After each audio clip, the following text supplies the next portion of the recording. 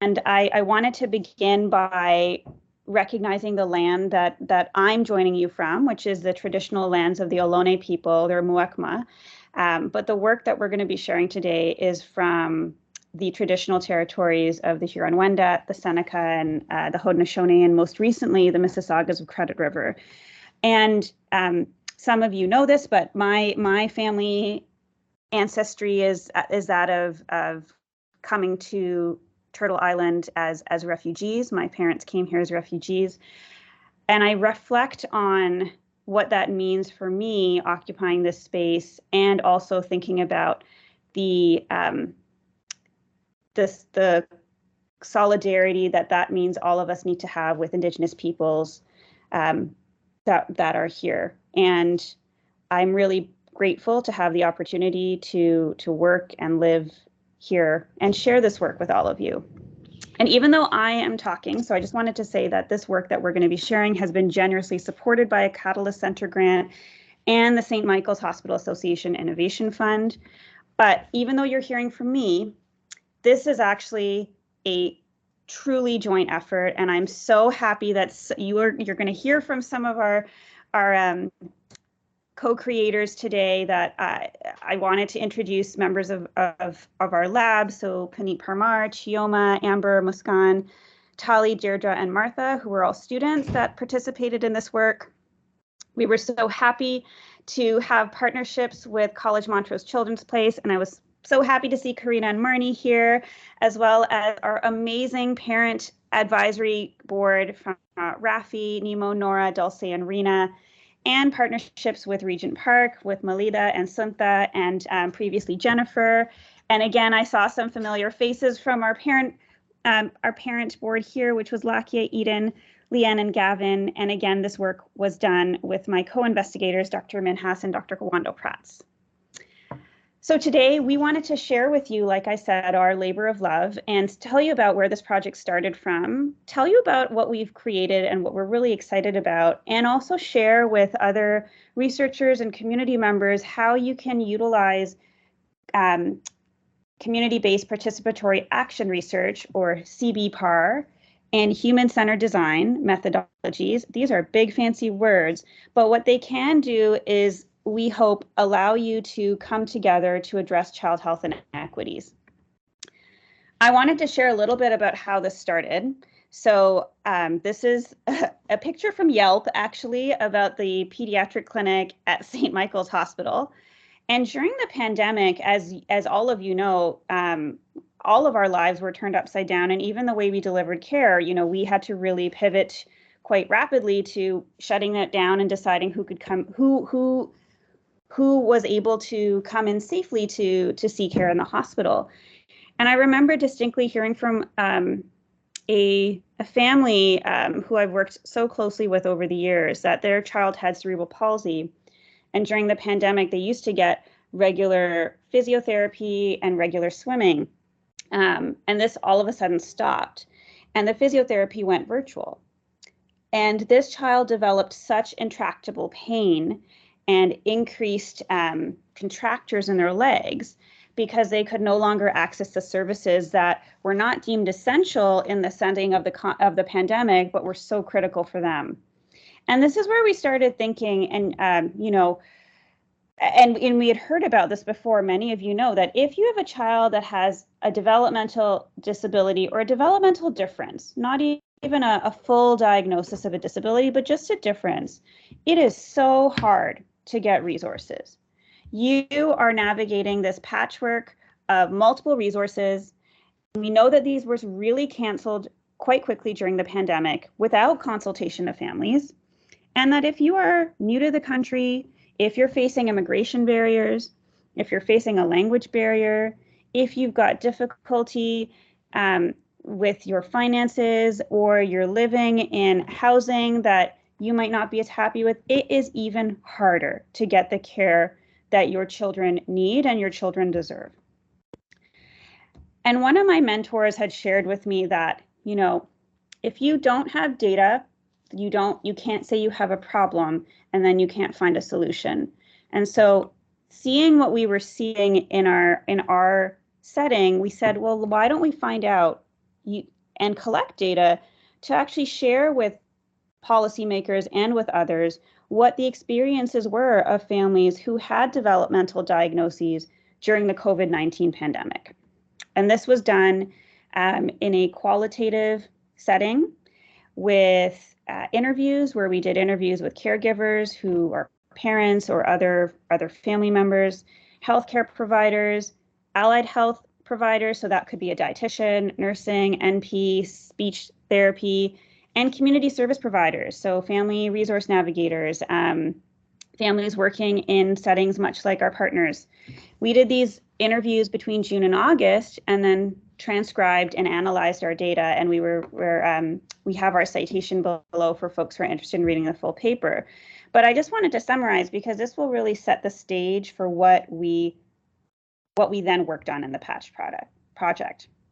So I'm sure, again, this is not going to be a surprise to anybody on this call that the pandemic restrictions were very difficult for families who also had children with developmental differences, and it was leading to increased isolation and stress. And you can see some of these really powerful quotes where a parent says, I guess we not only have our jobs that we have to worry about, but we also have to look after our child because they're home all day now. I guess the level of stressors are going up. And another parent said, people are going to places, but we can't go because of their disability. They can't wear a mask. We tried, but they refused to wear a mask.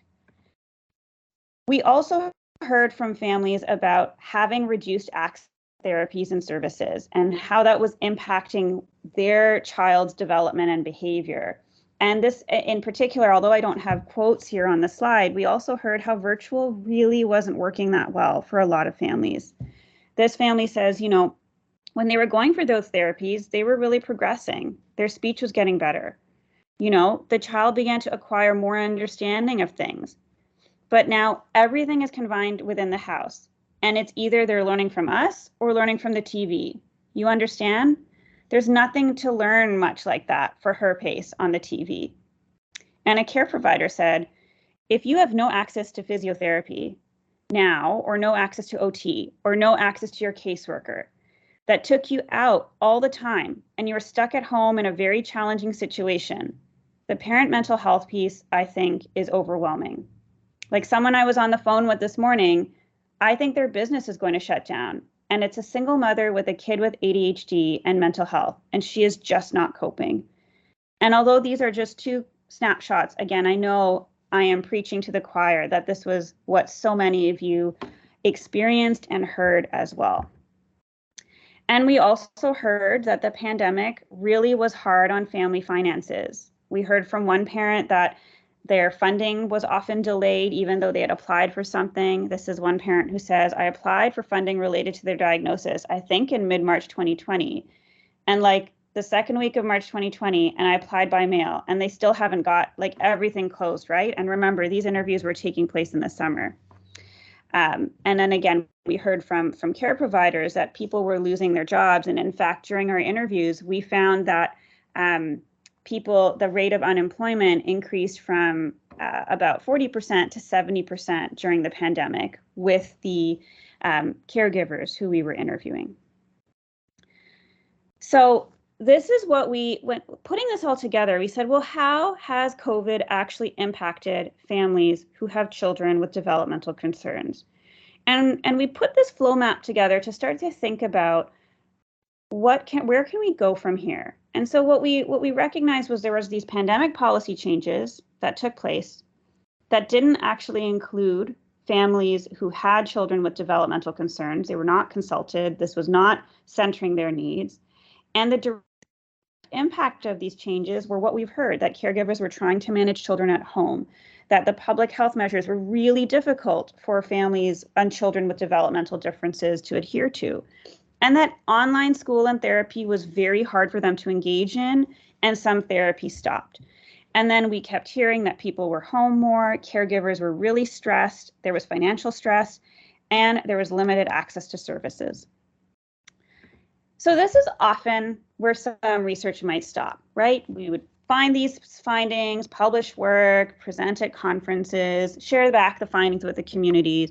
But in our case, this was just the beginning. This was our way of saying, now we have identified and we can say, here's the problem. Now let's work together to fix it. And I wanted to pause because I don't know, and I can't see everyone's faces, unfortunately, but I really love this quote, which is a quote from the disability justice movement, and this is actually from the International Disability Alliance, that says, "Nothing about us without us." And what this means is that there is no policy or intervention that should be created for a particular community without their direct involvement. And I think this is what guides me in the work that I like to do. And I think the work that you'll hear from us is, as researchers, we can pivot to incorporate more methods that really highlight and showcase that this is not about us saying what needs to be done. We are now co-creating and co-working with community to identify solutions together. So this is actually a mantra that I keep in my work here. I keep a copy of this above my desk as a guiding principle to say that there is nothing about us without us, no matter what problem I'm interested in tackling, that I cannot do this alone. I need to do this with people with lived experiences, and together we're going to come up with something tangible and meaningful. And this is, I also think, really what grounds the work of community-based participatory research. This means that everyone on the research team are equal partners in the process. There are multiple principles that should be upheld when you're thinking about community-based participatory research that I will walk through in more detail when I share some of the detail of our project.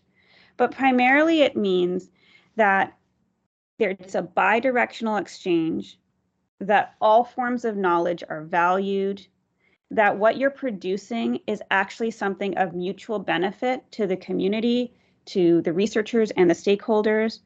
And it often means tangible outputs that are iterative and cyclical, that you are not just saying, here's one thing we've done, the project's over, see you later. And this is, I think, a guiding set of principles that for researchers and academics and clinicians and community members, and we're all trying to work towards the same thing, right? We all want our work to lead to meaningful differences for our families, for our own families, for the families we care for our own children and all the children that we care for. But using these principles in the work that we do means that we can actually achieve health equity together. And so that was actually what we did next. We said, here we've heard about all these difficulties during the pandemic. We now wanted to come together to co-create a solution that actually focused on the direct needs of the families with developmental concerns and empower the communities that we worked with. And so to do this, we engaged in a year-long design process using principles of human-centered design, which, again, I told you is another fancy word, but it actually comes from the business world. And I learned more recently that design thinking comes from my new home here at Stanford, which is thinking about how you can have a product that actually serves the needs of the end users. And so it's not just one tool, but it's an approach.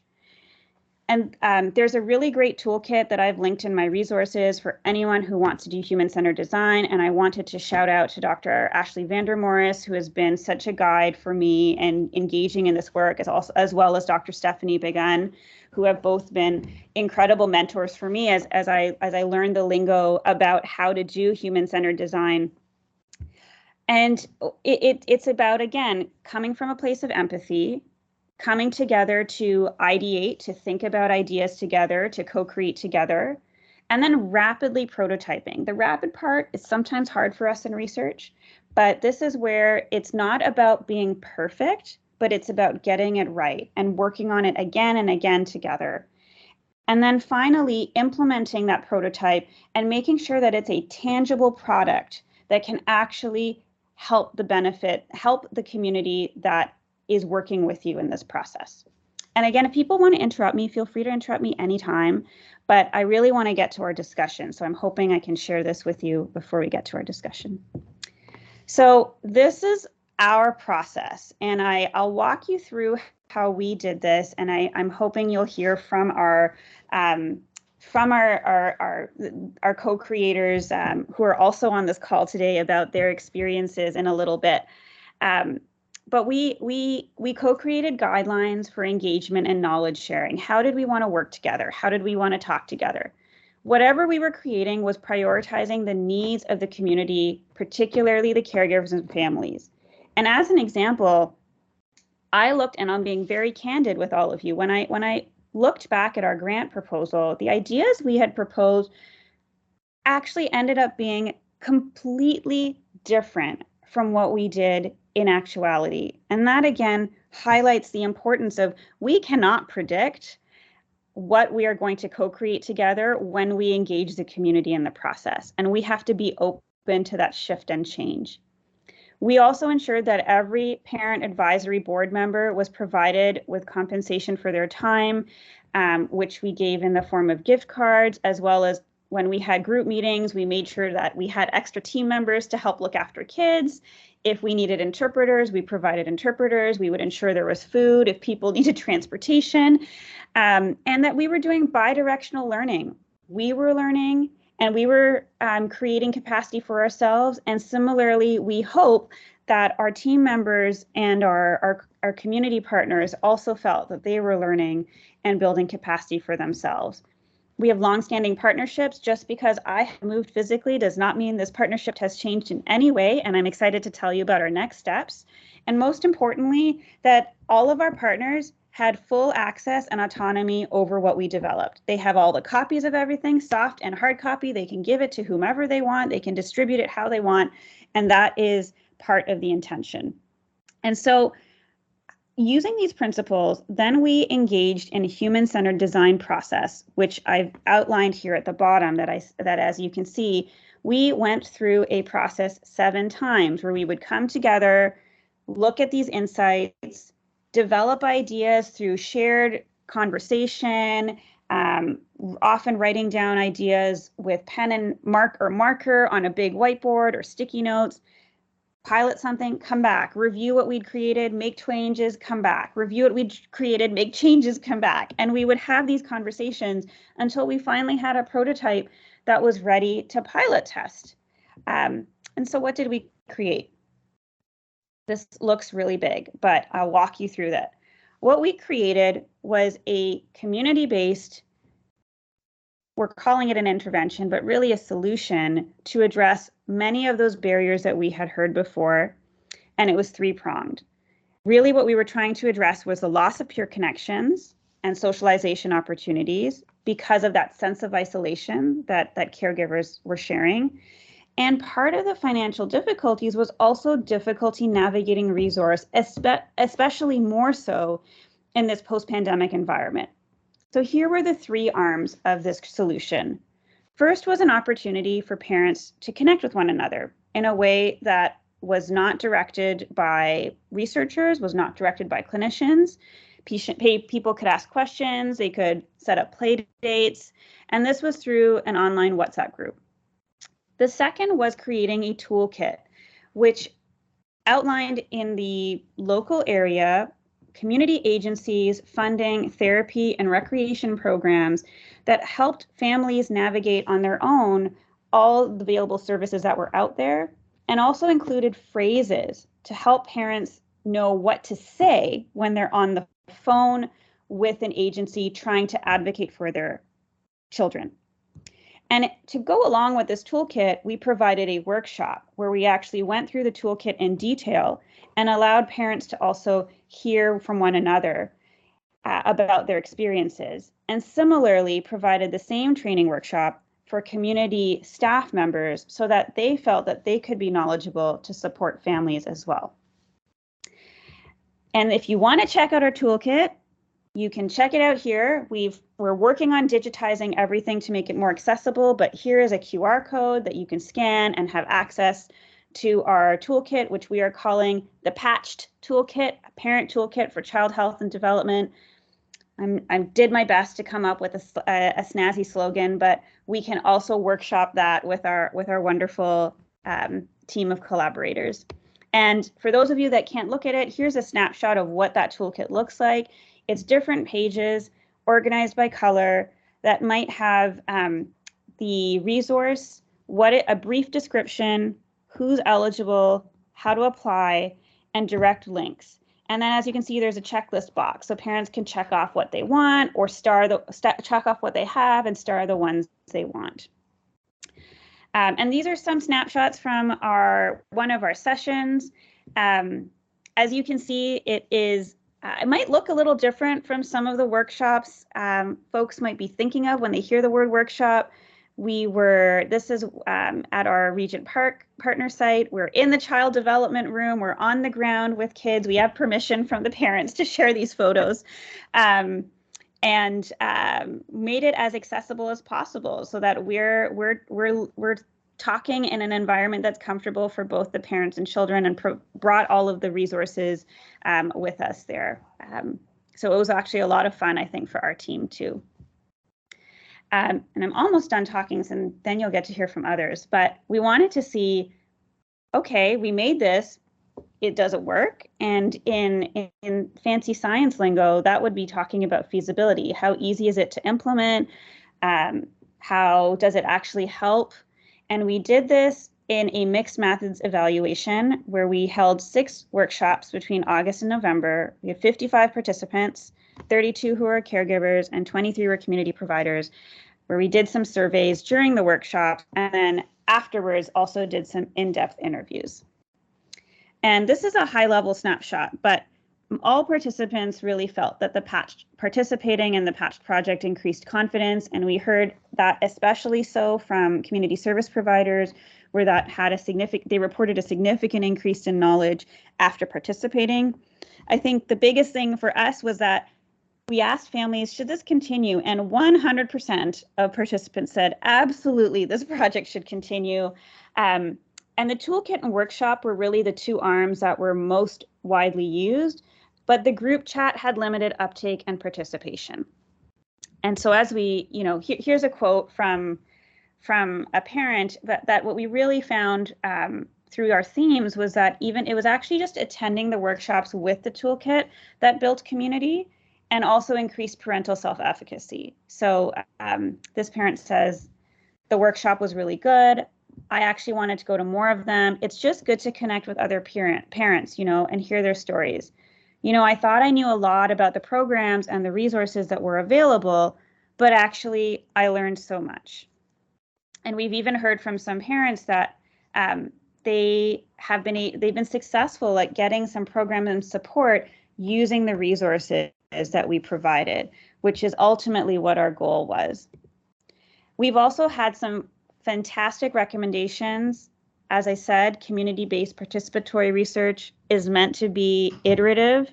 And so here are some of our recommendations that we've heard about making the webinar recorded and making it available online so that folks can kind of go back to it, posting resources online, which we are working on, shortening the toolkit to an even shorter toolkit version, like a 1-pager, and turning it into a booklet so the pages all stay together, making it multilingual, and then sharing it more widely. We heard from many families that it would be so nice if their healthcare providers actually knew about these tools and services, or if it was in hospitals and in other settings. So that's where we've got our work cut out for us.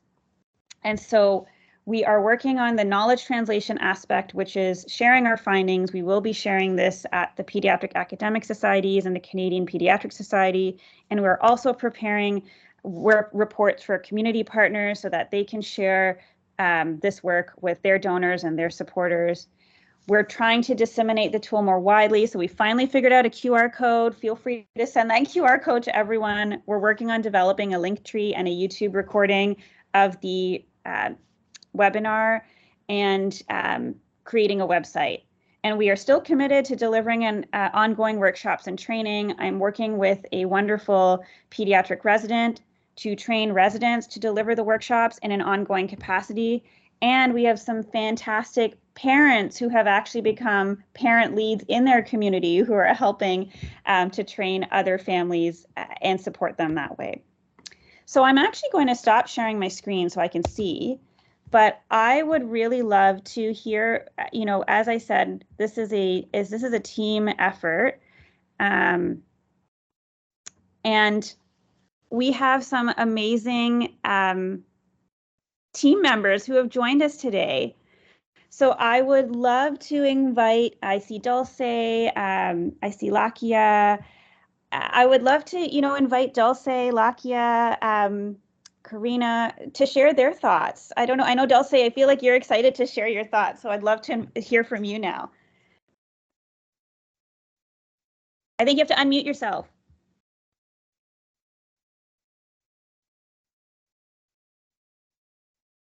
Are you still muted? Still muted. I don't know how to unmute you. Maybe can Antonia? I'm trying to unmute you, Dulce. I'm sorry, it's not giving me the option. Just try again.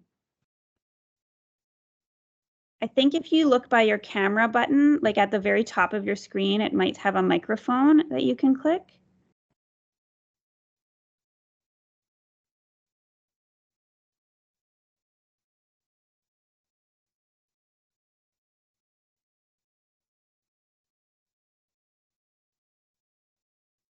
We have some technical assistance coming in. I love that. And I know Lakia is also here. I'm just looking through and seeing which one of our amazing collaborators are here. I think Marnie is here. Marnie's here too. Dulcia, could you also maybe leave the meeting and come back again without muting yourself when you join?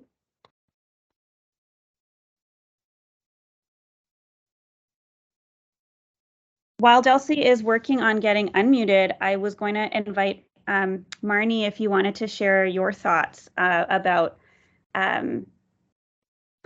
participating and being part of this process. Thanks, Marnie.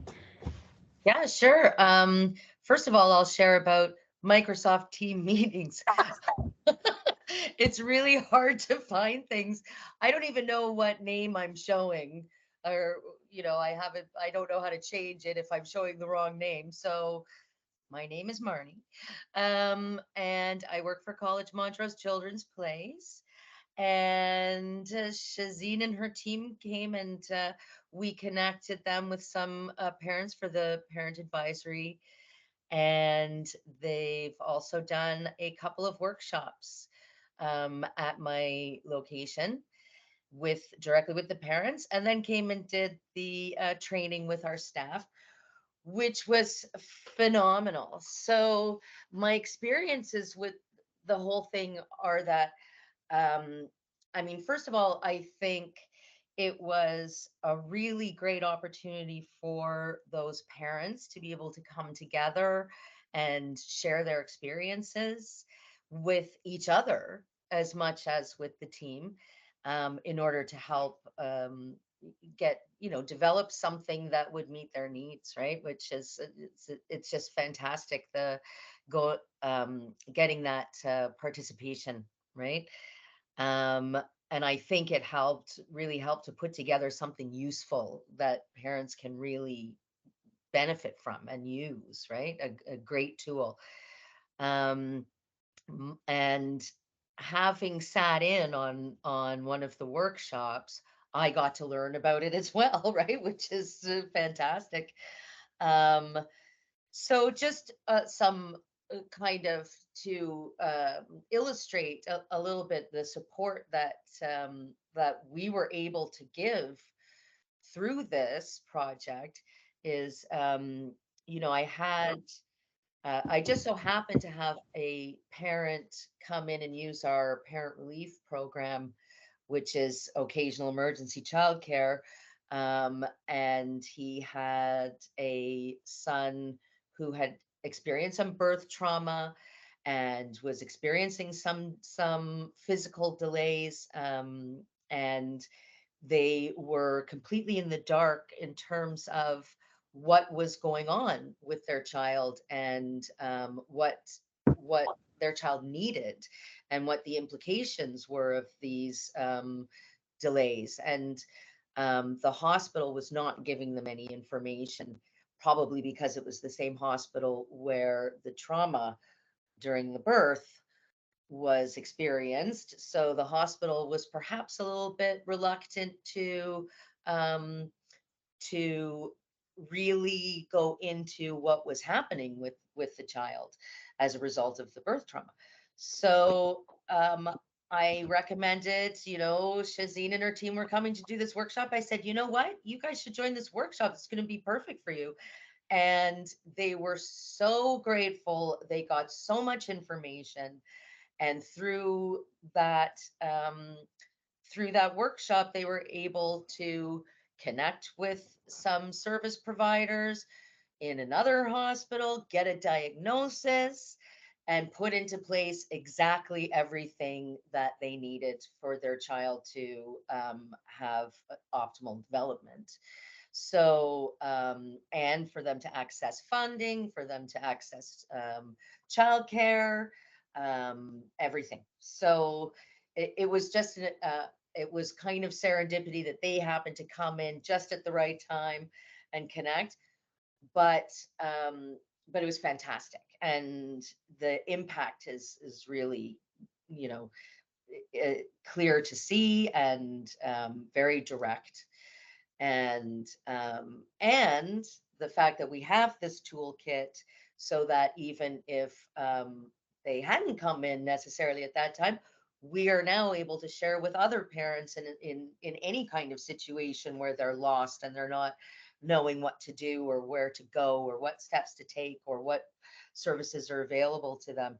We now have this fantastic package and this fantastic tool to be able to refer them and say, here, this is what you can do. So there was another parent. I got a call from someone who isn't a parent that comes to our center, but they had heard word of mouth about us. And he recently arrived, a child on the spectrum who was going to school, and he wasn't sure how to get access speech therapy and other types of supports. And I was like, here's a sample letter for you to talk to the school and ask for the special services support team to come in and give your child, make sure that your child has the supports and resources that they need in the classroom. And I would not have known what to tell this father before this experience and getting this toolkit. I would have been a little bit like, because the school system is it's complicated and it's a little bit out of my purview. We generally deal much more with before they're going to school, and so as many times as I might attend a seminar that tells me about these things or get information about services, it's not all in one place. It comes here and there. I forget. Then I have to go and go back again and reinvent the wheel and start making phone calls and emails and whatever. Now I don't have to. Now I can say, look, this is what you need to do. This is who you can contact. This is what you say in order to get the right things done. And fantastic, like just absolutely great. And I'm considering that we should be definitely sharing this toolkit with more with our partners, like even Toronto Public Health, or even with the resource consultants that are available for us through Early Ons. I don't know if they have something so comprehensive and neat that they can hand out to parents for support. So yeah, it's fantastic. I love it.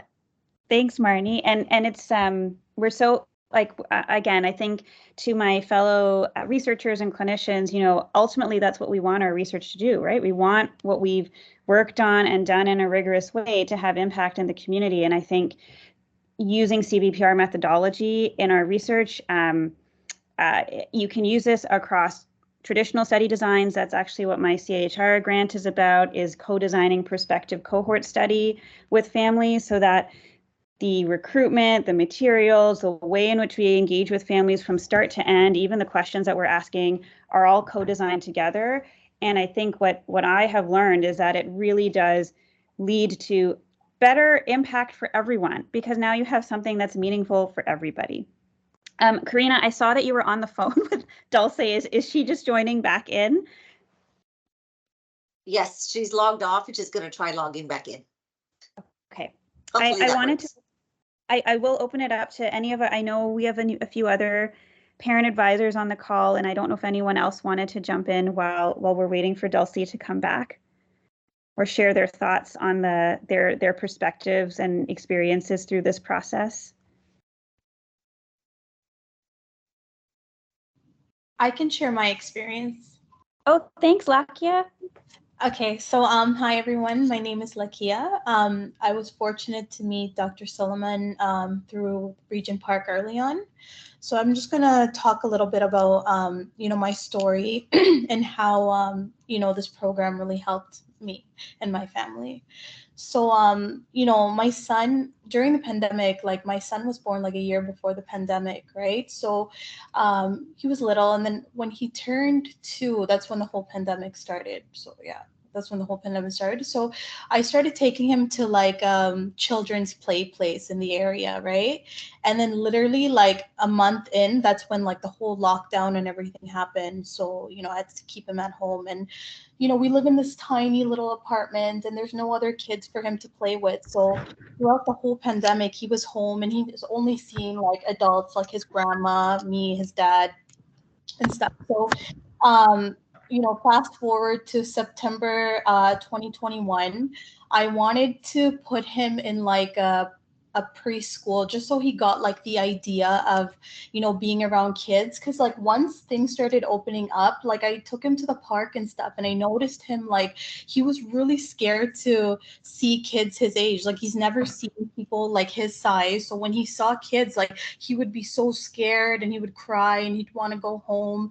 And as a parent, like I didn't know what to do. Like I was trying to like motivate him to like play with the other kids and like, come on, like let's play and stuff, and he just would like refuse. He would cry, right? So I was I was just like, okay, September came around, let me put him in preschool so he gets the idea of school and stuff to start the following year. So when I put him in school, he was having like a really hard time adapting, and he was showing like some red flags. So the school connected him, like us, to like early on at Regent Park, and their Dr. Nicole Archer, she got in contact with us and ended up early last year he was officially diagnosed with autism. So like prior to all of this, I had no idea what autism was. There was no one in our family who had autism, like and things were still like closed. Like there wasn't like a lot of services that were open. I didn't know where to go, who should I go for help. And like I'm from the South Asian community, and like our community, we kind of like shun, like like my mom, when I told her like he's diagnosed with autism, she's like, no, there's no such thing, back home there's no such thing as autism and stuff. And they were trying to like brush it off. But I was really scared because when I seen some of the red flags at school, like I kind of noticed like there was something a little off about my son, right? So then I was connected through the early on, and then Dr. Suleman and her team, they were running this program.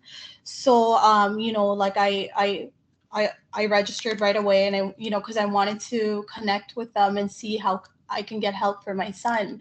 So, at that time I felt really scared. I didn't know like where to go for help, who to ask. When I took him to my family doctor prior to him getting diagnosed, my family doctor kind of brushed it up saying like, he'll learn, he's okay, like all this stuff, right?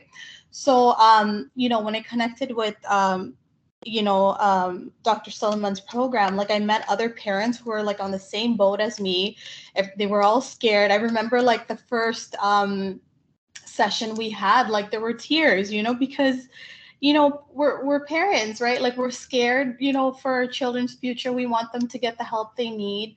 And I was able to access like a whole lot of resources. I got like a lot more knowledge on the topic. I was able to, Dr. Suleman, like actually one of the things that I really benefited from was the TTC support person card, because my son, he's like he runs, like he takes off and he runs, so it's really hard. I actually stopped taking him places because I was so scared, he was going to run into a car and whatnot. So, Dr. Suleman was like, you could apply for the disability parking pass as well as the TTC support person. So I applied for it and I got it. And I want to say that really made a difference because like actually had to, she actually mentioned something about earlier about like parents having, to quit their jobs, to help their children. And, me and my husband, we actually, decided that it would be best for me to quit my job because like we needed someone to take my son to these therapies and whatnot. So, the TTC support person card I really benefited from because all last summer I was able to take him to all kinds of programs and events, where there were other kids and, and stuff. And like, I want to say like now my son is so good, with other children. In the beginning of the year, he's in JK now, but in the beginning of the year, he was having some issues, making friends and stuff. But, like just recently, like he has like a little group of friends. And like last week, I think it was on Thursday, I went to go drop him off and he like ran to his friends and they're all like hugging each other. And I was crying so like happy tears, right? Like I was crying so much. And I want to say like a big part of, my son's growth, I was able to on the toolkit, some of the resources were like, the Hannon Center, they provide speech therapy, right? So my son, he had like a delayed speech. So I was able to, do those sessions. So the toolkit really helped me. And, a big part of my son's progress is because of Dr. Suleman and her team and the whole program. So, I always tell them how grateful I am, for, having, doing this program. And, I really hope that, for the future, they're able to do more because just like how me and a lot of the families benefited, I really hope like other families can benefit as well. So yeah, that's my story. Oh, Lakia, thank you so much for sharing that. And Lakia's being modest because she was one of our most active parent advisors. I think we met with you all the time, and you were always so enthusiastic, and sharing your candid experiences and reflections are what allowed us to make our tool better. I know, Dulce, you're finally back, which is great. We'd love to hear from you, and then I'll wrap up the presentation so we have a few minutes for questions. And Dulce was also one of our amazing parent advisors. And I'm curious for both of you if this was your first time also participating in a research project like this too. Dulce, are you able to share now? I think I can. Yeah, you can hear me? Yes, perfect. Yes, hello to everybody. Yeah, I'm very happy to be with you guys and also to share that experience with you guys and also with Children Place. They always have the support of the team of the Marnie, Karina, and everybody from there. And yeah, I understand the parent that you stuck because I miss, the whole thing, and I understand totally. One of the things that you were talking about is the pandemic, how hit the kids, right? it was really hard. It was really hard. For example, my son, Gabriel, he has a delay talking. He's on the spectrum, and he he need more socialized. He need more being more with kids, more with at home we are just my husband, me, and him. So we try to get him out to the early on programs and to meet with another people and another kids. But because of the pandemic, everything stopped, right? So to short story, we had to go back to my hometown, Mexico, and there was family, and there was a dog, it was a cat, and there was my sister, and was more people, and he was able to meet more people and to share what he likes and to have like a routine to give the food to the cat, give the food to the dog, and let's go to buy some bread. Different environment, but more people, right? The one he couldn't have in here. So when he started school here, he was the same as the parent that she was talking. He was a little shy, and everybody was helping the teachers and school and the support team that he has at school is they are being very well with him. So all the kids were supporting him and helping him. It was good, but not as good as when we come back. So we came back from Mexico 2 weeks ago, and it was really hard for him. It was the transition to go back to school because we went to Mexico for 6 months. I tried to find a help in Mexico and ending to do a diagnosis because they didn't want the diagnosis they have from Canada. They want to diagnose him again to reevaluate him again. It took like 3 months to get one appointment in Mexico City, right? So it's like, well, I have the diagnosis in Mexico and in Canada, so why you can use this? No, it's a different system that we have. And it's like, okay. We came back. It was a hard transition for him to go into school again, like everything new. But what happened? The first day we had to grab him crying, and he started looking at the school and was like, okay, like really better. When the teacher opened the classroom door, all the classmate was like, Gabriel, woo! So he was feeling like he smiled. He turned to look at me and say, wait, mama. And he just go inside to the classroom. So it's like, wow, this is amazing, right? So it was like a really, really good transition. So what happened is because in Mexico, he has a more interaction with more people, with more kids, right? The thing that he didn't have here. That was the problem. So when we saw that little development and really, really increased his interest in another kid, that was really awesome, right? And then now that I come back and I have to put in him in therapy and ABA therapy and speech therapy, I feel lost on track. When I was here in Canada before I left, I was helping another parents go to this, use the TTC. You can get the TTC card, and also I want to share this for this parent that is looking at. She was looking. You can get the Presto for the Presto. You can get the sticker too, and you can use the Go Train anywhere. Cool. You see it? And Yeah. so you are like companion. So Gabriel is with very interested on trains. So he's after school is like if you are a good boy at school and you eat all your food, we are going to the train, or we are going to this. So he's doing better, and now he start vocalizing a little bit. So what I'm saying, when I came back from Mexico and I'm here and I had to put him everything in all the programs, I'm very happy that now now with you guys, so I can hear from others because I feel that I lost the track. You know what I'm saying? It's like I just stopped going to the therapy. I stopped going to the early on programs, and I don't know where is the programs. I don't know where is everything. I don't know where to get a speech therapy anymore. I don't know where to get ABA.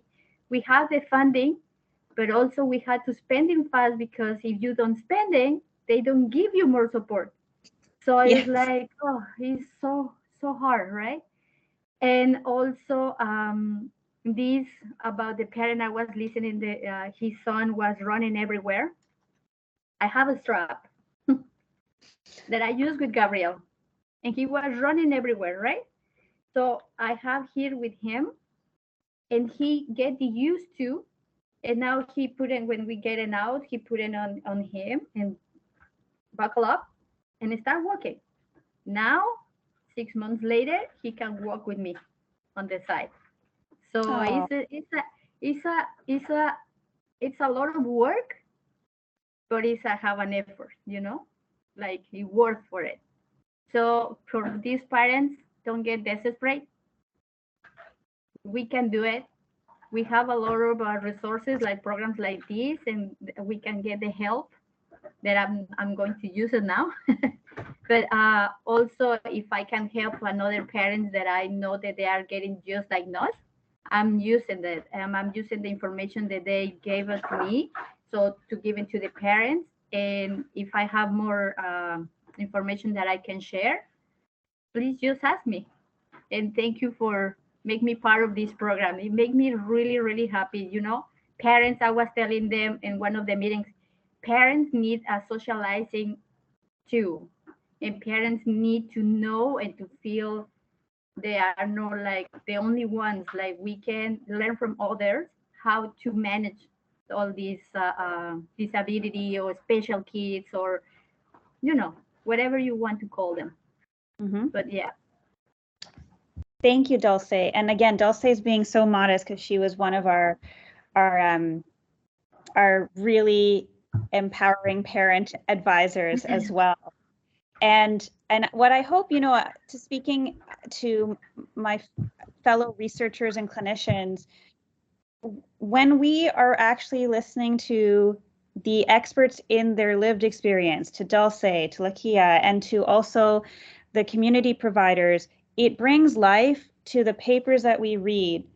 A lot of what you're talking about, what we're hearing today, would never come from a literature search. It would never come from reading a one-dimensional paper, but it's their experiences that actually shape the interventions that we're all trying to make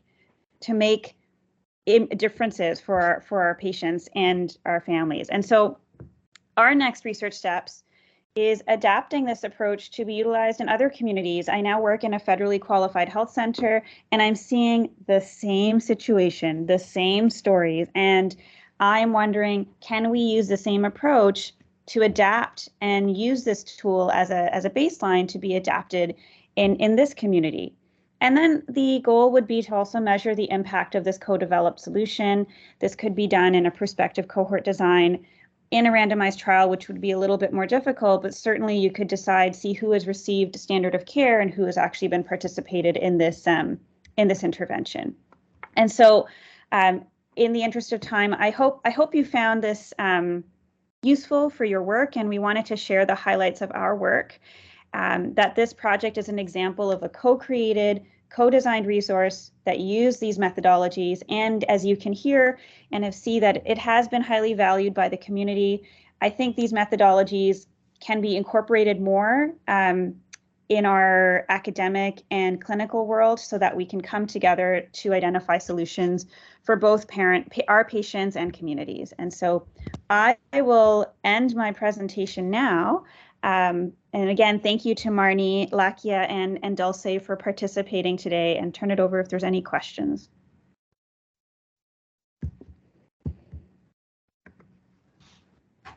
I just want to say thank you to all of you. That's it. Thanks, Dulce. Maybe we have time for one question. Anyone have any questions they want to ask the team?